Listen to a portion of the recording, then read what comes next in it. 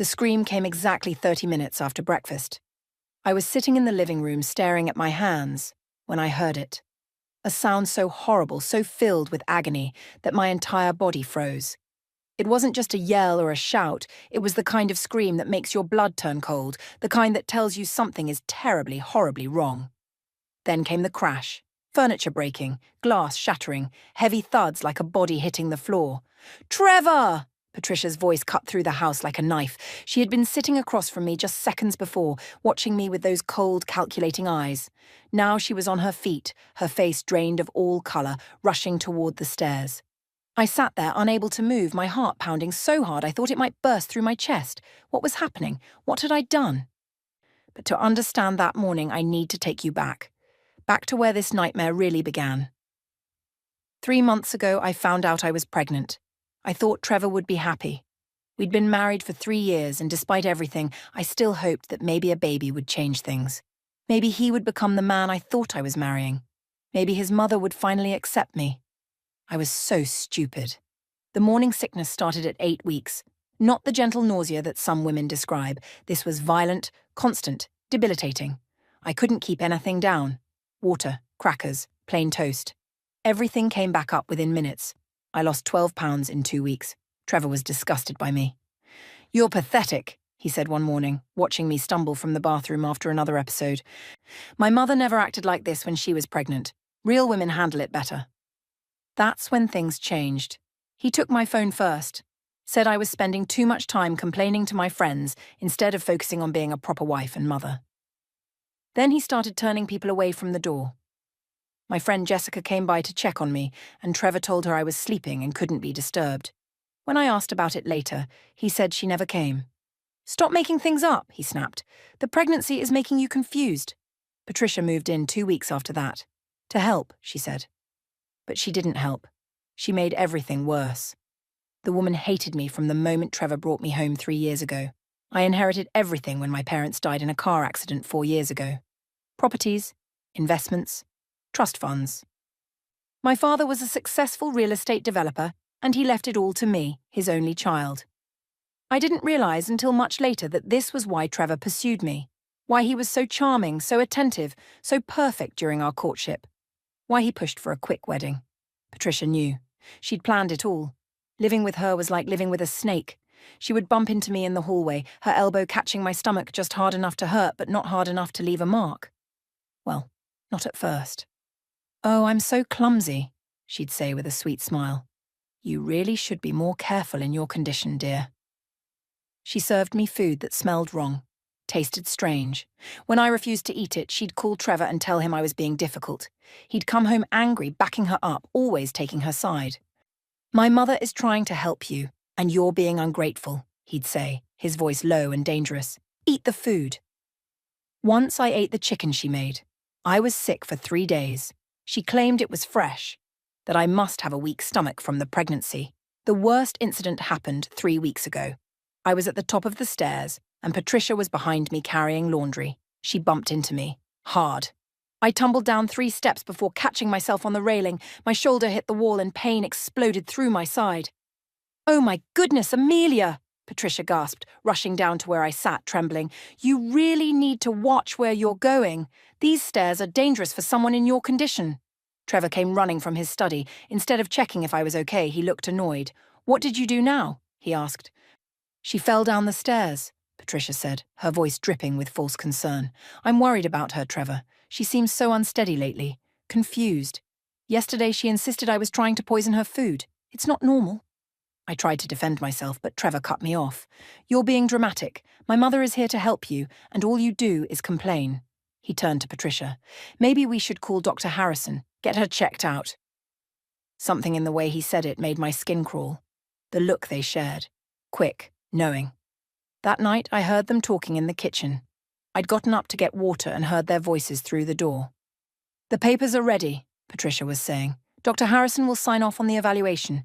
Once she's hospitalized, you'll have power of attorney." "How long?" That was Trevor's voice. 6 months, maybe less. Once she's committed for psychiatric evaluation, we can sell the properties. By the time anyone questions it, the money will be moved. My hand shook so hard I almost dropped my glass.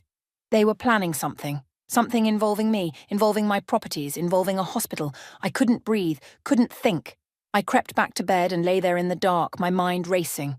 What were they planning? Why did they want me hospitalized?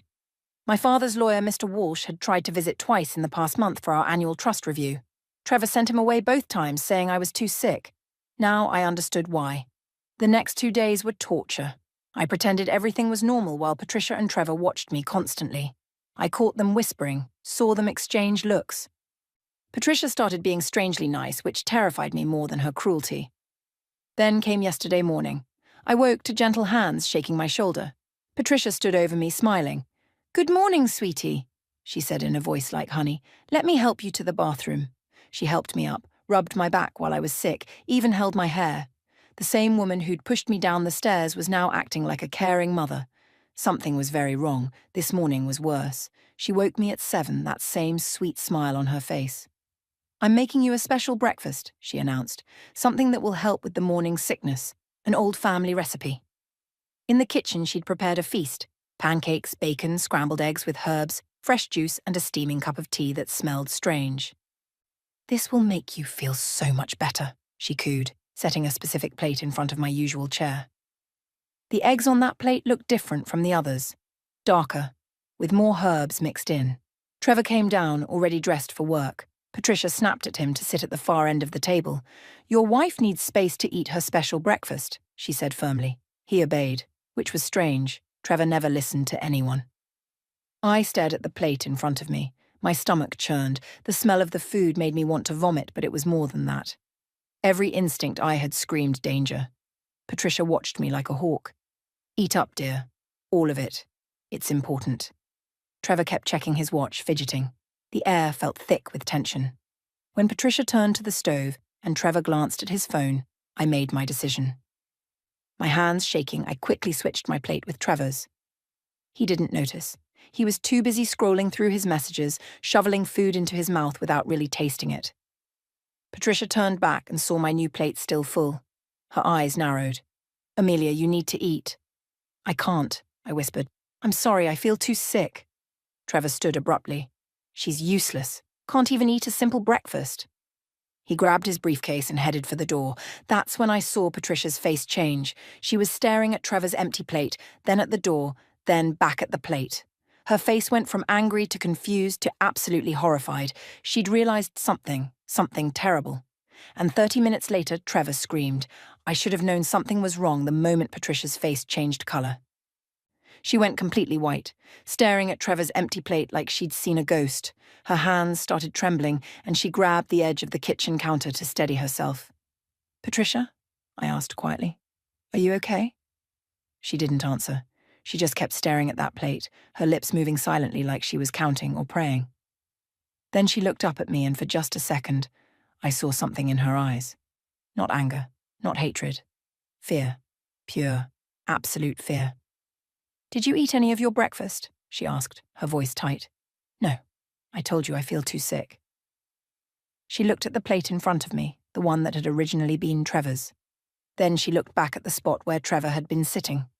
I watched her mind working, calculating, and then her face went from white to grey.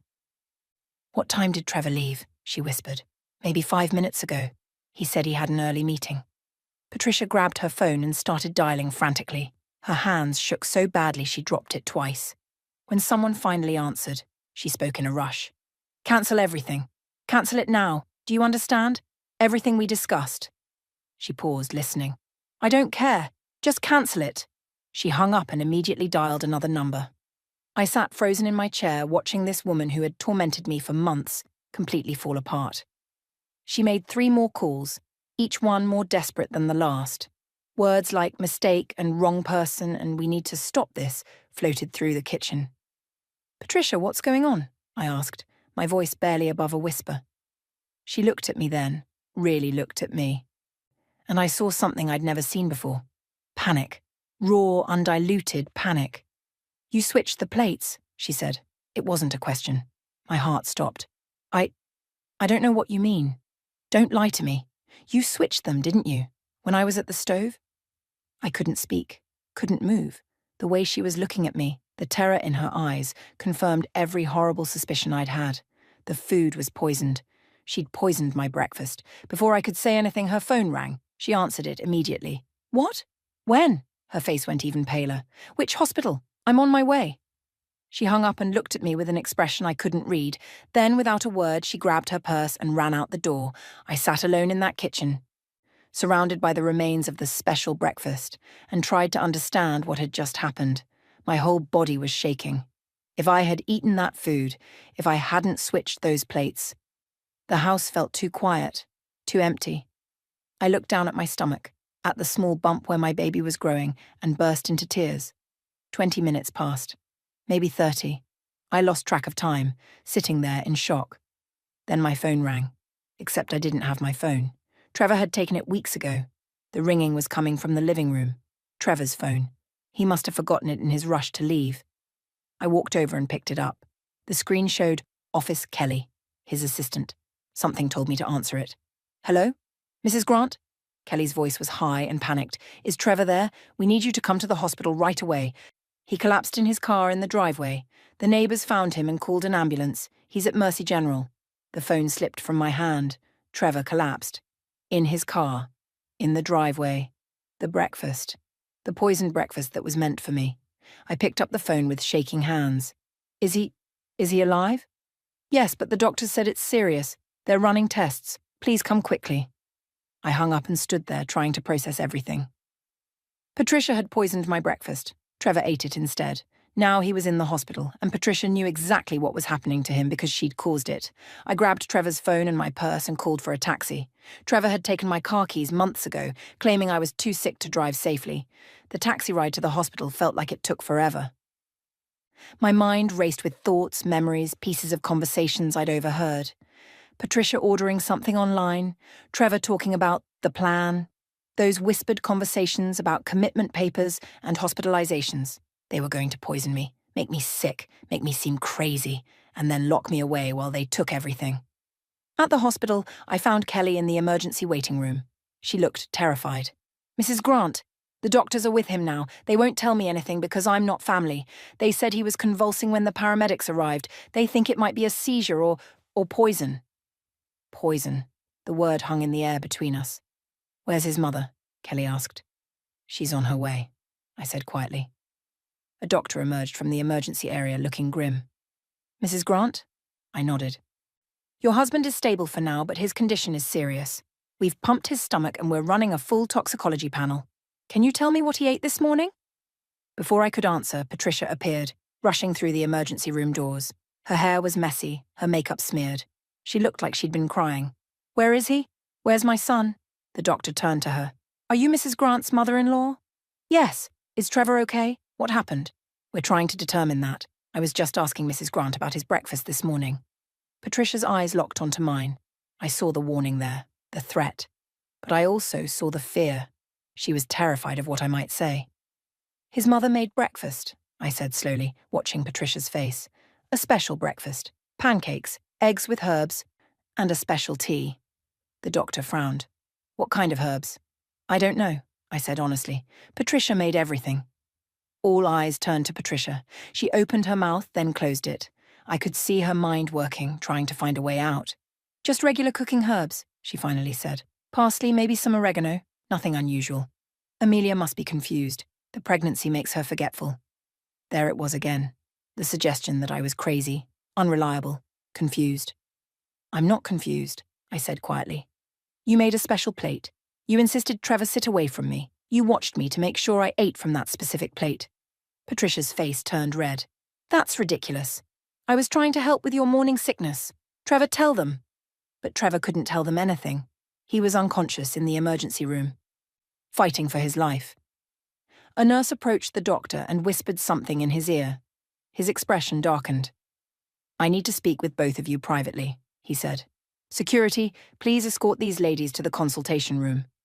2 security guards appeared. Not regular hospital staff, but actual security. My heart started pounding again. In the consultation room, the doctor closed the door and looked at both of us with a serious expression. The preliminary toxicology results show high levels of several toxic compounds in your husband's system. This wasn't an accident or a medical emergency. Someone deliberately poisoned him. Patricia made a sound like a wounded animal. The doctor continued, I've called the police. They'll want to speak with both of you about what happened this morning. In the meantime, I need to ask you both to wait here. He left, and the security guard stood by the door. I looked at Patricia. She looked at me. We sat in silence waiting, while Trevor fought for his life down the hall. The breakfast she'd made for me was inside him, tearing through his system, destroying him from the inside. The consultation room felt like it was closing in on me. Patricia sat across from me, her hands twisted together in her lap, her face a mask of barely controlled panic. The security guard stood by the door, arms crossed, watching us both. Neither of us spoke for a long time. I kept thinking about Trevor's phone, still clutched in my hand. When we got in the taxi, I'd noticed it was unlocked. He must have been using it when he collapsed, and it never locked again. I could see notifications lighting up the screen. Messages. Emails. Everything. Patricia was staring at the wall, her lips moving silently. She looked older suddenly, like she'd aged 10 years in the past hour. Her perfect makeup was streaked with tears, her carefully styled hair falling loose around her face. How long? I asked quietly. She didn't respond, didn't even look at me. How long were you planning this? My voice was stronger now. Days? Weeks? Months? Patricia's jaw clenched. I don't know what you're talking about. Yes, you do. I held up Trevor's phone, and I think this will tell me everything I need to know. Her eyes snapped to the phone, and I saw fear flash across her face, real, genuine terror.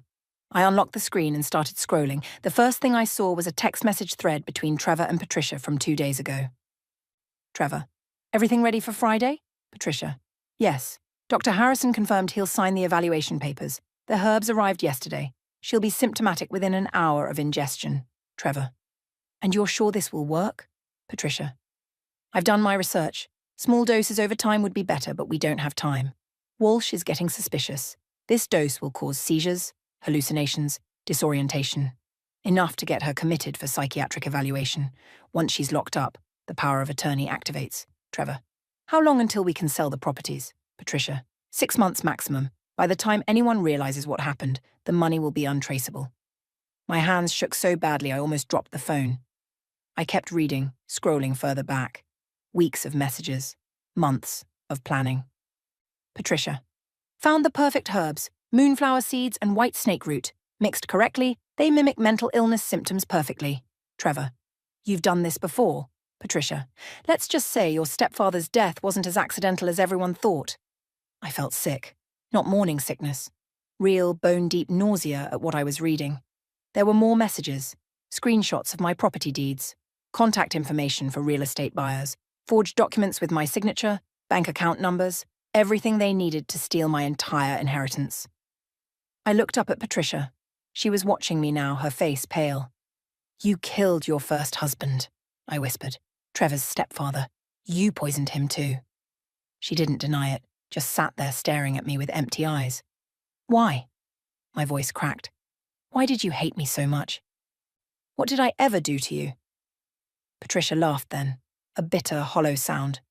Hate you? I didn't hate you.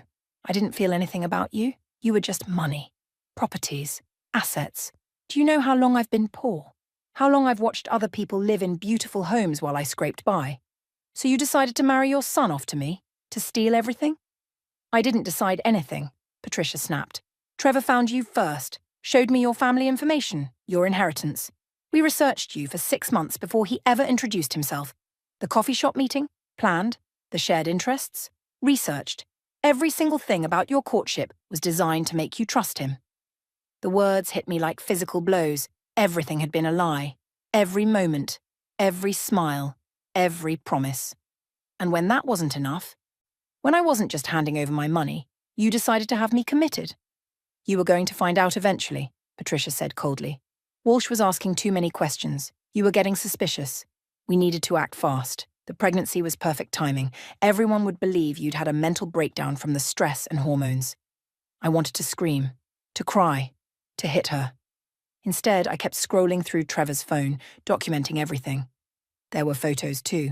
Pictures of documents from Dr. Harrison, pre-signed commitment papers with my name on them, a contract with a private psychiatric facility in another state. They were going to lock me away and throw away the key. The door opened and 2 police detectives entered.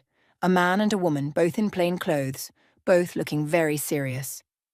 Mrs. Grant? I'm Detective Martinez, and this is Detective Chen.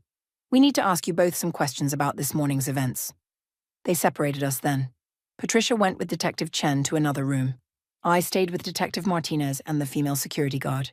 Detective Martinez was gentle, patient. He asked me to walk him through the entire morning. I told him everything. The special breakfast. Patricia's insistence that I eat from a specific plate, how I switched the plates when they weren't looking. Trevor eating the food meant for me. Why did you switch the plates? He asked. I don't know, I said honestly. Something felt wrong. I've had a bad feeling for weeks. They've been planning something, whispering, making calls. And this morning, the way Patricia watched me. I just knew I shouldn't eat that food. Can you show me these text messages you mentioned? I handed him Trevor's phone, watched his expression darken as he read. He called Detective Chen, and they both examined the phone together, taking photos of everything. Mrs. Grant, Detective Martinez said carefully, I need to ask you something. Have Trevor or his mother hurt you before? I hesitated. Then slowly, I pulled up my sleeves. The bruises were fading but still visible. Finger-shaped marks on my upper arms. I showed him my shoulder, still discolored from where I hit the wall when Patricia pushed me down the stairs. The security guard gasped. Detective Martinez's jaw tightened. How long has this been going on? Since I got pregnant. It got worse when Patricia moved in. A nurse knocked on the door. Detective? The toxicology report is complete. You need to see this. We followed her to a small office where a doctor was reviewing papers on a computer screen. The levels are extremely high, the doctor explained. White snake root and moonflower seeds, just like the messages described. Whoever prepared this knew exactly what they were doing. Another hour without treatment, and Mr. Grant would have died. Even now, he's going to need extensive treatment for the organ damage. Detective Martinez turned to me. You saved your husband's life by not eating that food, even though he was part of the plan to hurt you. I didn't know how to feel about that. Part of me wished I'd let Trevor eat his own breakfast, the breakfast Patricia had prepared for him, but another part of me, the part that had loved him once, was glad he was alive. At least alive enough to face justice. What happens now? I asked. We're arresting Mrs. Patricia Grant for attempted murder, conspiracy to commit fraud, and elder abuse. Your husband will be arrested as soon as he's stable enough. The evidence on this phone is more than enough. Through the window, I could see Patricia being led away in handcuffs. She looked small suddenly, broken. She glanced back once and saw me watching. I expected hatred in her eyes. Instead, I saw resignation. She knew it was over. Detective Martinez touched my arm gently. Mrs. Grant, I need you to call someone. A lawyer, a friend, family, someone who can help you. Do you have anyone? I thought of Mr. Walsh, my father's lawyer, the man who'd been trying to protect me all along. Yes, I whispered. I have someone. Mr. Walsh arrived at the hospital within an hour of my call. I was sitting in a private waiting room when he rushed in, his face filled with concern. He was older than I remembered, his hair grayer, but his eyes were the same. Kind, trustworthy, the way my father's had been. Amelia, he breathed, and before I knew what was happening, I was crying in his arms like a child. I'm so sorry, he kept saying. I should have pushed harder. I should have known something was wrong when Trevor kept turning me away. It's not your fault, I managed between sobs. They planned everything. You couldn't have known. Detective Martinez joined us, and I watched as Mr. Walsh's expression changed from concern to fury as he read through Trevor's phone messages. These people, he said, his voice shaking with anger, tried to steal everything your father worked his entire life to build, everything he left to protect you. There's something else, Detective Martinez said. He pulled out a folder. We searched Patricia Grant's house an hour ago. Found this. He opened the folder and spread papers across the table. My breath caught. It was a notebook. Patricia's handwriting filled every page. Detailed notes about poison doses, symptoms, timing, expected reactions. There were pages about me specifically. My routines, my habits, what I ate when I slept. She'd been watching me for months, studying me like a lab experiment. But it went back further than that. Look at this, Detective Martinez pointed to pages dated 4 years ago, before I even met Trevor.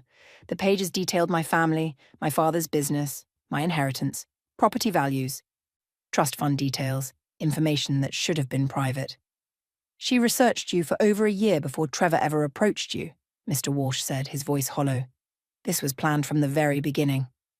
I felt numb. Every moment of my relationship had been a lie. Trevor didn't bump into me at that coffee shop by accident. He didn't share my love of old movies by coincidence. Everything was calculated, researched, designed to make me fall in love with him. There's more, Detective Martinez said quietly. He turned to a section near the back of the notebook. The pages were about Patricia's first husband, Trevor's stepfather, a man named Richard who died 7 years ago from what was ruled as a heart attack. Patricia's notes told a different story. The same herbs, the same careful planning, the same calculated doses. She'd poisoned him slowly over 6 months, and when he finally died, she inherited everything. Not much, the notes said. Only about $200,000.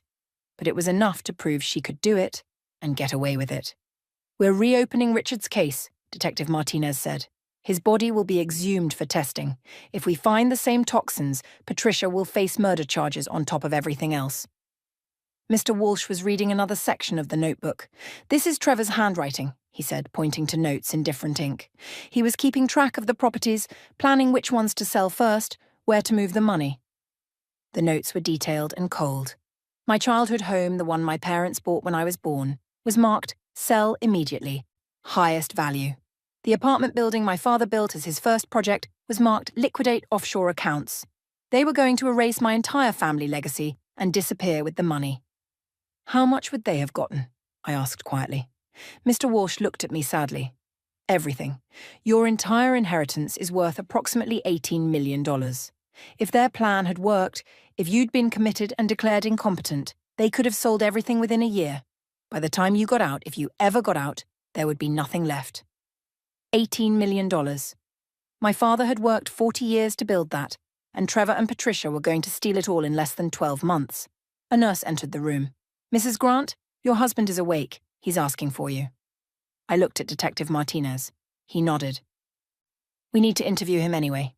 You can be there if you want. I didn't want to see Trevor. Didn't want to look at the man who'd lied to me for 3 years, who'd helped his mother plan to destroy me. But I needed to hear what he would say. Needed to see if he would tell the truth or keep lying until the end. Trevor's hospital room was cold and sterile. He lay in the bed, pale and weak, with IV lines running into both arms. When he saw me, something flickered in his eyes. Not love, not remorse. Calculation. Amelia, he said, his voice raspy. Thank God you're here. My mother, she tried to poison me. I stared at him in disbelief. Detective Martinez stepped forward. Mr. Grant, I'm Detective Martinez. We need to ask you some questions about this morning. I'll tell you everything, Trevor said quickly. My mother has been planning this for months. She's obsessed with Amelia's money. She forced me to help her. She threatened me, said she'd hurt Amelia if I didn't go along with it. That's a lie, I said, my voice cold. Trevor looked at me with pleading eyes. Baby, you have to believe me. I love you. I was trying to protect you. I was going to go to the police, but she said she'd kill you if I told anyone. Stop lying, I said. Detective Martinez held up Trevor's phone.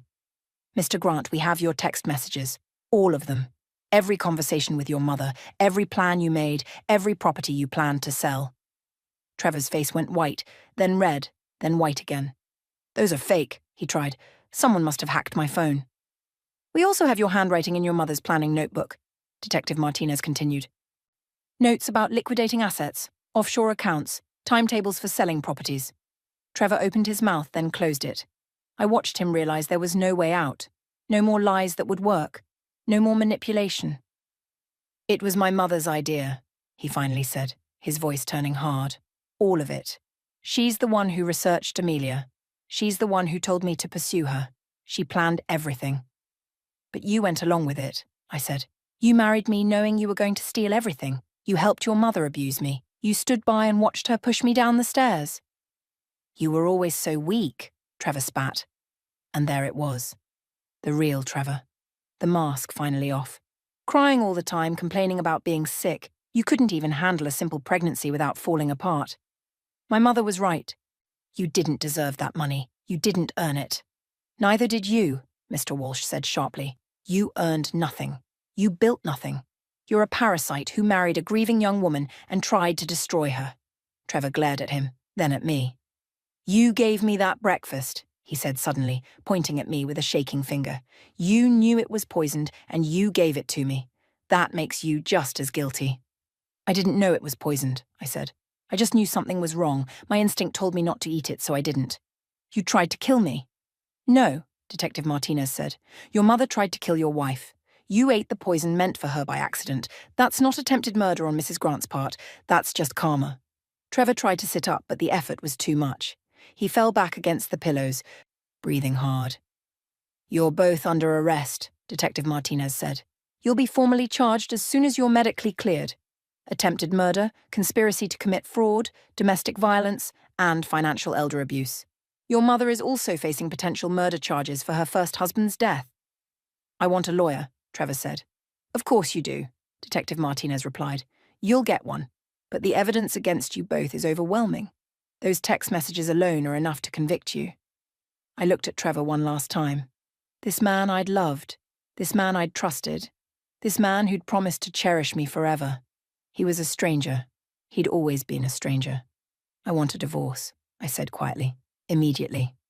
We'll file the papers tomorrow, Mr. Walsh said. Emergency protective order too. I walked out of that hospital room and didn't look back. The next 4 weeks moved like a dream. Or maybe a nightmare I was finally waking up from. Mr. Walsh worked faster than I thought possible. Within 3 days, emergency protective orders were filed against both Trevor and Patricia. Within a week, divorce papers were served to Trevor in his hospital bed. Within 2 weeks, all of my assets were frozen to prevent any unauthorized transactions. Patricia remained in jail. The judge denied her bail after the prosecution presented evidence of her first husband's suspicious death. When they exhumed Richard's body, they found the same toxins Patricia had used on Trevor. The same careful, deliberate poisoning over months. She'd done this before, and she'd gotten away with it. Not this time. Trevor was transferred from the hospital to a prison medical facility after 10 days. The organ damage from the poison was severe. The doctors said he'd need treatment for years. Good, I thought, and then felt guilty for thinking it, but only a little guilty. I moved out of the house I'd shared with Trevor. Mr. Walsh found me a secure apartment in a building with 24-hour security, cameras, and a doorman who actually checked identification. The first night there, I slept for 12 hours straight. No one shook me awake. No one criticized how I looked or what I ate or how I breathed. I was alone, truly alone for the first time in 3 years. It was terrifying, and it was wonderful. My morning sickness started to ease as I entered my second trimester. I could eat again, real food, food I chose myself.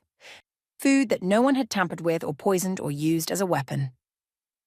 The first time I made myself breakfast in my new apartment, I cried. Just scrambled eggs and toast. Simple. Safe. Mine. Mr. Walsh connected me with a therapist who specialized in domestic abuse and trauma. Her name was Dr. Reyes, and she didn't look at me with pity. She looked at me like I was strong, like I was a survivor. You saved your own life, she said during our first session. You trusted your instincts when everyone around you was telling you to ignore them. That takes incredible strength. I didn't feel strong. I felt broken, used, stupid for not seeing the signs earlier. You weren't stupid, Dr. Reyes said when I told her this. You were being abused by people who were experts at manipulation. Patricia had done this before. She'd perfected her technique. Trevor was raised by her, taught by her. They were professionals, and you were their target. The fact that you survived, that you trusted yourself enough to switch those plates, proves you're stronger than they ever were. The words helped, slowly, a little bit each day.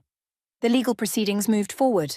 Patricia's lawyer tried to negotiate a plea deal, but the prosecutor refused. The evidence was too strong, the crimes too severe. She was facing attempted murder, conspiracy to commit fraud, elder abuse, and now murder charges for Richard's death. Trevor's lawyer did manage to negotiate a deal. He agreed to testify against his mother in exchange for a slightly reduced sentence. He threw her under the bus without hesitation, claiming she'd manipulated him his entire life, that he was a victim too. I watched his testimony on video. Mr. Walsh thought I should see it. Trevor looked small on the screen, weak. He cried as he described how his mother had planned everything, how she'd forced him to participate. He painted himself as another victim of Patricia's schemes. The prosecutor destroyed him on cross-examination. Mr. Grant, is it true that you researched Miss Amelia Davis for 6 months before approaching her? Yes, but my mother told me to. Yes or no, Mr. Grant? Yes. Is it true that you married Miss Davis knowing you intended to steal her inheritance? My mother planned. Yes or no? Yes. Is it true that you witnessed your mother physically assault your pregnant wife and did nothing to stop it? Trevor was silent for a long moment. Yes. Is it true that you yourself verbally and emotionally abused your wife throughout your marriage? I was under my mother's influence. Yes or no, Mr. Grant? Yes. I turned off the video. I didn't need to see any more. The trial lasted 3 weeks. I attended every day, sitting in the back of the courtroom with Mr. Walsh beside me. Patricia never looked at me. Not once. She sat at the defense table, her face blank, her eyes empty. Trevor testified against her for 2 full days. Then it was my turn. I walked to the witness stand with my hand on my growing belly. I was showing now, clearly pregnant. The jury watched me with sympathetic eyes. The prosecutor was gentle with me. She asked me to describe my marriage, the abuse, the morning of the poisoning. I told the truth. All of it. The bruises, the stares, the fear. The text messages I'd found on Trevor's phone. Patricia's lawyer tried to break me on cross-examination, tried to suggest I'd known about the poison, that I'd deliberately given it to Trevor, that I was as guilty as anyone. Mrs. Grant, isn't it true that you hated your husband? No, I said quietly. I loved him. At least, I loved who I thought he was. I didn't hate him until I realized everything was a lie. But you gave him poisoned food. I didn't know it was poisoned. I just knew something was wrong. How convenient. It wasn't convenient, I said, my voice stronger now. It was instinct. The same instinct that had kept me alive for months while your client tormented me. The same instinct that told me something was very wrong when a woman who hated me suddenly started being kind. The lawyer tried a few more questions, but I didn't break. Dr. Reyes had prepared me well.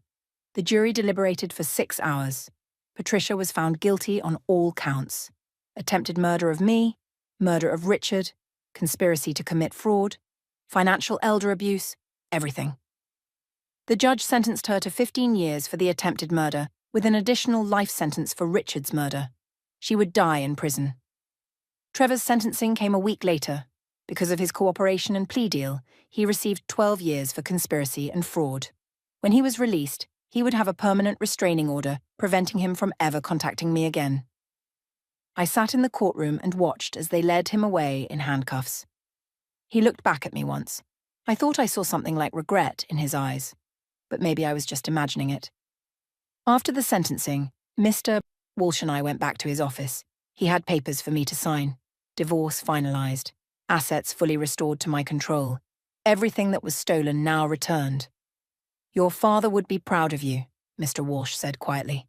He built all of this to protect you, to give you security and freedom. Trevor and Patricia tried to take that away, but you fought back. You won. I signed the papers with shaking hands. That night, in my safe apartment, I made myself dinner. Pasta with vegetables. Nothing fancy. I ate slowly, tasting every bite, marveling at how good food could taste when you weren't afraid of it. My baby kicked, strong, insistent kicks that made me laugh and cry at the same time. It's just us now, I whispered, my hand on my belly. Just you and me. And we're going to be okay. We're going to be better than okay. I thought about that morning 4 weeks ago, the breakfast that changed everything, the split-second decision to switch those plates. If I hadn't trusted my instincts, I would have eaten that poison. I would have been hospitalized, committed, declared insane. My baby and I would have lost everything. But I did trust myself, and that trust saved us both.